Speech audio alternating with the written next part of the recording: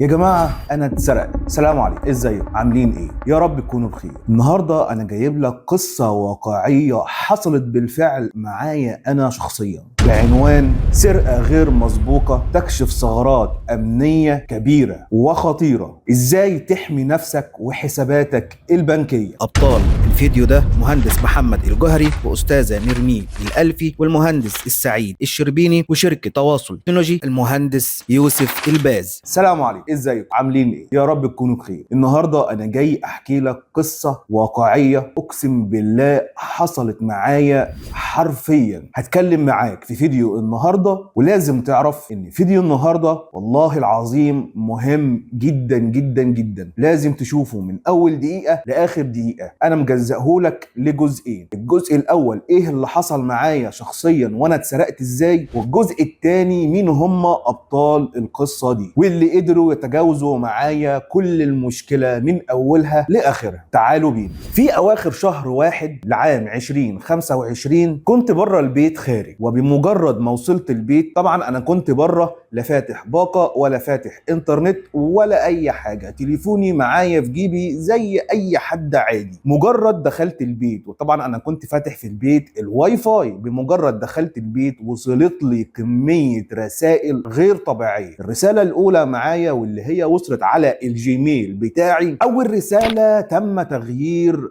رقم الهاتف الخاص بعنوانك البريدي. رقم 2: تم تغيير استرداد الايميل الخاص بك. رقم 3: تم تغيير كلمه المرور الخاصه بك. 3 رسائل مهمين جدا جدا وصلوا لي على الجيميل على ايميل جوجل. طبعا انا اتخضيت خضه غير طبيعيه. انا كل ما ادخل على الايميل بتاعي ما بيخش. وخد بقى كمان التقيله، اللي خده وعمل كل حاجه وغير كل حاجه، وقفلوا كمان باقوى انواع الحمايه. ايه هي اقوى انواع الحمايه؟ احكيها لك وانا بسرد معاك المشكله بتاعتي كلها. حالا هعرفك كل حاجه وازاي تامن نفسك تامين شامل وكامل. وبسم الله الرحمن الرحيم، بعد كده لقيت حساب الادسنس بتاعي اتسرق نهائي. كلمت يعني طوب الارض، كل واحد قال لي الله يعوض عليه. مفيش كلام تاني غير ان انا اسلم بالامر الواقع وابتدي من اول وجديد. مفيش مشكله. طبعا بعد حرق اعصاب غير طبيعيه رضيت بالامر. الحمد لله رب العالمين ابتلانا في هذا الابتلاء وخلاص. انا مفيش اي مشكله. كلمت واحده اسمها استاذه نرمين، قلت لها بعد اذن حضرتك انا عاوز ايميل ادسنس ضروري اربطه بالقناه. طبعا استاذه نرمين دي برضه هحكي لك قصتها في الجزء الثاني في فيديو النهارده. بصراحه وقفت جنبي جدا وزودتني بايميل ادسنس ان هو يتربط بالقناه، مع العلم ان انا وانا بتسرق من حساب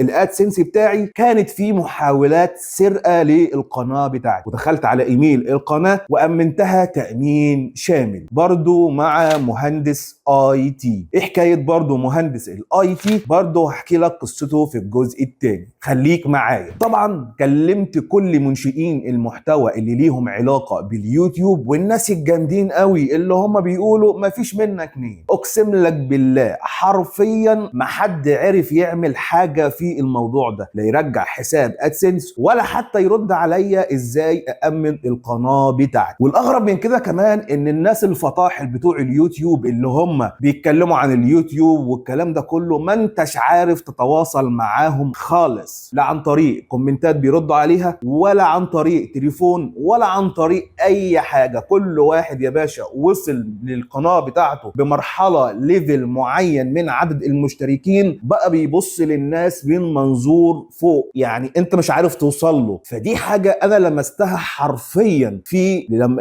حادثه السرقه بتاعتي. طبعا لقيت زوجتي بتقول لي ما تكلم المتوحد فكره. المتوحد فكره هو فعلا انا عارف المتوحد فكره، يعني برضو معرفه كجمهور من جمهور المتابع للمتوحد فكره. بصراحه كلمت المتوحد فكره استاذ يوسف الباز اللي تواصل معايا بشكل غير طبيعي مع العلم ان الراجل ده اقسم بالله كان بيمر بظروف غير طبيعيه. اولا هو مشغول، ثانيا زوجته كانت بتولد، وبصراحه والله الشهاده لله الراجل ما قصر معايا، لدرجه الحيت عليه في التواصل. الراجل صور نفسه وهو في المستشفى مع زوجته، يقول لي والله انا في المستشفى، انا هديلك رقم تليفون الادمن بتاعي وفريق العمل بتاعه اللي بسرعه جدا اهتموا معايا وقعدوا معايا لحد الساعه 5 الفجر بيتواصلوا معايا، واللي حصل معايا بشكل دقيق ولا اكنهم وكلاء نيابه. بصراحه الخدمه كانت معاهم والمتابعه والتواصل، يعني لو في ليفل اعلى من 10 من 10 انا اقيم بيه الناس دي، واللي بصراحه انا بشكره جدا على اللي عمله معايا. وبرضه هحكي لك قصته في الجزء الثاني في فيديو النهارده. طبعا كل ده انا دمي محروق من اللي حصل فيا بصراحه كده، يعني انا اسف. شفت كده الجندي لما يتسرق منه سلاحه، اهو ده بالظبط اللي انا حسيت بيه. شرفك ضاع منك بجد والله، شرفك ضاع منك. انا اخترقت بطريقه غير طبيعيه، كأن كده هم مسكوا واحد قلعوه هدومه وسابوه في نص الشارع. اتعامل انت بقى مع الناس والحياه. بعديها بيوم، بعد حادثه سرقه ايميل الادسنس، بعديها بيوم انسرق قناتي بالظبط زي ما سمعت. للاسف في اليوم ده انا كنت قاعد فاتح القناه وبشتغل عادي جدا وبقول الحمد لله على اللي حصل فيا وخلاص الحمد لله ربنا يعوض في الايام اللي جايه. بتفاجئ برضو وانا قاعد على القناه، يعني انا اصلا قاعد فاتح اللابتوب بتاعي ومتابع القناه، لقيت زوجتي بتقول لي هو انت عملت بث مباشر؟ قلت لها انا قاعد جنبك اهو، فين البث المباشر؟ قالت لي بص كده الاقي بث مباشر ظهر على القناه لحد بيتكلم على العملات الرقميه والمش عارف ايه وحاجات كده غريبه، وبث احترافي انا ما اعرفش اعمله. بث احترافي انا كرامي كمنشئ محتوى على اليوتيوب ما اعرفش اعمله، ولقيت بيتم اعتماد بث مباشر. بالصدفه دخلت على اعدادات القناه، لقيت الايميل كمان بتاع القناه اتسرق، والقناه اتسرقت، واللي خدها غير كل الاعدادات بتاعها، غير صوره الغلاف، غير الصوره الشخصيه بتاع البروفايل بتاع القناه، وعامل حوالي من 7 ل 8 ادمن للقناه، وعمل نفسه مالك اساسي للقناه. الا يكون ستر ربنا موجود في اليوم ده في قلبي بيه. دخلت على الاذونات اللي انا اصلا قاعد سنين عمري ما دخلت عليها ولا شفتها، لان انا مسلم امري لله. يعني مين يعني اللي هيعمل حاجه زي كده؟ واتفاجئ ان هو عامل نفسه كمدير اساسي او مالك اساسي وانا مدير، وستر ربنا ان انا ما اتحذف. قمت داخل بسرعه جدا في توتر، ربنا يا رب ما يوريه لحد ابدا، وقمت طارده وطارد كمان الحساب الادسنس اللي كان مسروق، لقيته كمان مربوط بالقناه. قمت حازف الاثنين دول وعملت نفسي انا مالك اساسي، ودخلت مسح كل الادمن اللي هو اضافه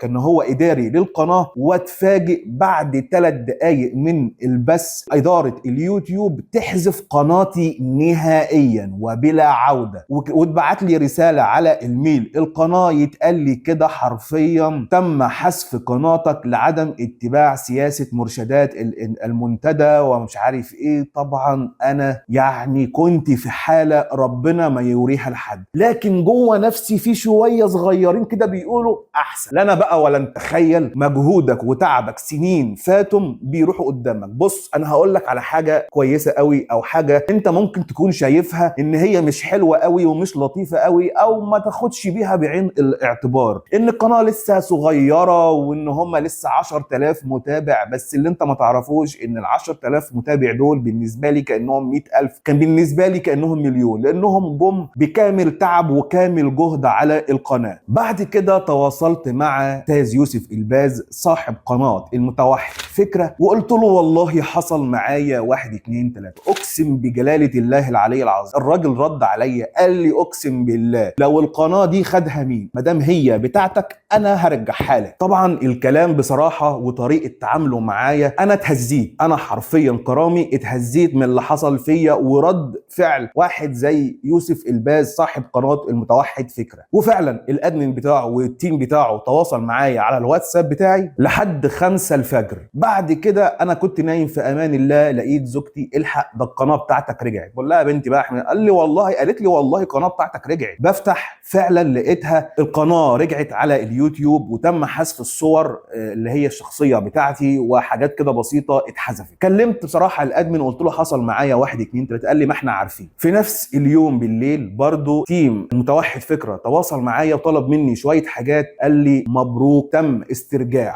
ادسنس، تم استرجاع القناه، الف مبروك. اقسم بالله انا ما كنت مصدق نفسي نهائيا من اللي حصل ده. انا يعني انا حسيت كده ان روحي رجعت لي تاني، سلاحي اللي اتسرق مني رجع لي تاني. طبعا بقى انا كنت في فرحه غير طبيعيه للي حصل ده. الشاهد من الموضوع انك لا تنزل نسخه ويندوز لللاب بتاعك او الكمبيوتر بتاعك تكون نسخه مهكره او نازله بكراك، لازم النسخه دي تكون اصليه 100%. رقم 2، ما تنزلش اي برنامج مهكر لاي سبب من الاسباب. انت بالظبط كده كانك، انا اسف في اللفظ، كانك بتقلع وبتخلي اللي قدامك شوف انت عايز تعمل فيا ايه واعمله. ما تدخلش ايميلك ولا بياناتك الشخصيه على اي موقع مشبوه او انت مقلق منه شخصيا. ونيجي بقى للجزء الثاني في فيديو النهارده. مين بقى هم ابطال القصه دي اللي قدروا يتجاوزوا كل المشاكل ويحلوها؟ البطل الاول معانا وهو المتوحد فكره. خلي بالك في عندي بطل اول وبطل اخير وبطل في الوسط. ازاي؟ هقولهم لك بالترتيب. البطل الاول وهو المتوحد فكره اللي غني عن التعريف، وهسيب لك رابط الصفحه بتاعته في اسفل وصف الفيديو. اقسم بالله الراجل ده انسان محترم خلوق بيحب شغله، يعني لدرجه ومراته بتولد في المستشفى ربنا يقومها له بالسلامه ويرزقه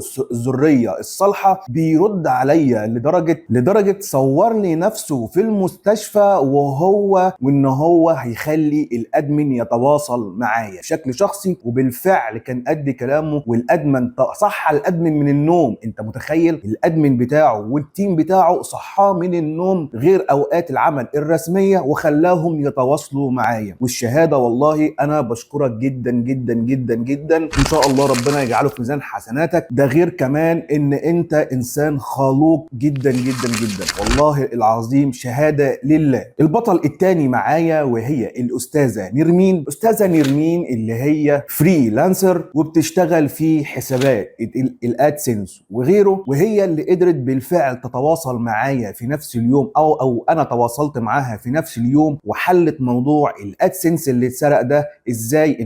ان انا اشتريت منها حساب ادسنس جديد وربطته بالقناه علشان ما يحصلش اي مشاكل في القناه. البطل رقم 3 معايا وهو المهندس محمد. المهندس محمد ده برضه هو فريلانسر وعنده كمان صاحب شركه وهو مهندس اي تي، وهسيب لك رقم تليفونه في اسفل وصف الفيديو. الراجل ده برضو اللي كان معايا خطوه بخطوه واللي هو امن الايميلات معايا بشكل صحيح. اما البطل بقى الرابع والخامس وهم ابطال كمان الحلقه دي مع المتوحد فكره. طبعا انا مش بجزأهم، لا انا برضو بدي لكل واحد حقه. البطل رقم 4 معايا وهو شركه التواصل تكنولوجي برئيس مجلس الاداره بتاعها المهندس مدحت، وده الوكيل الحصري لمفتاح USB Key Security. الراجل ده الوكيل الحصري للمفتاح ده. المفتاح ده بيأمن الايميل بتاعك بشكل قوي جدا وغير عادي، يعني بمعنى اصح كده لو الهاكر ده او المخترق ده معاه الايميل والباسورد برضه مش هيعرف ياخد الايميل بتاعك. غير كده وكده كمان، غير ان هو الوكيل الحصري للمفتاح ده في مصر، انت عندك كمان خدمة الدعم بتاعه رهيبة. يعني هو لو في حد قصر معاك من التيم بتاعه هو بيتواصل معاك بشكل شخصي ويفتح معاك اللابتوب بتاعك وبيقول لك الخطوات 1 2 3 4. ودي حاجة كويسة جدا، يعني مش ان هو وكيل حصري فانا وكيل حصري فانا بعت المفتاح وانا الوحيد اللي عندي المفتاح. بالعكس، ده هو كمان بيقدم لك خدمة الدعم الفني، ودي اهم حاجة. ايه يعني اشتريت الحاجة بس مش عارف تتعامل بيها؟ بصراحة بوجه لك كل الشكر والتحية يا استاذ مدحت، ربنا يوسع عليك كمان وكمان. البطل الاخير معايا وهو مهندس سعيد، وده برضه فريلانسر كويس جدا جدا، بمعنى اي برامج انت عايزها بسيريال الشركة بطريقة شرعية 100%. راجل عارف ربنا، راجل لدرجة من احترامه سايب صوره البطاقه بتاعته على البروفايل. يعني هو لما انا قعدت معاه بيقول لي علشان ان ده شغل، عشان الناس تثق فيا وتعرف ان انا حد عايز اشتغل وانا مش بتاع لا لف ولا دوران ولا موضوع النصوبات وحول لك فلوس. لا، راجل بيقعد معاك انت عايز ايه؟ نسخه مفعله ويندوز، والله السيريال بتاعها بقد كذا ويفعلها لك وانت قاعد. غير كده وكده كمان الدعم الفني، انا ما بحب اتواصل معاه في اي وقت بيرد عليا بيقول لي والله هتعمل 1 2 3. طب ايه الاصلح يا استاذ سعيد؟ بيقول لي 1 2 3 4. وبرضه هسيب لك لينك الصفحه بتاعته وارقام تليفوناته في اسفل وصف الفيديو. بجد شكرا للابطال دول، بجد هم وقفوا جنبي بعد ربنا، وطبعا اولا واخيرا التوفيق من عند ربنا. دمتم في امان الله، ولو عندك اي استفسار تقدر تسيبه لي اسفل وصف الفيديو وانا هرد عليك خلال 24 ساعه. دمتم في امان الله، والسلام عليكم ورحمه الله وبركاته. واخيرا وليس اخرا، وزاره الداخليه وبالاخص شرطه مباحث الانترنت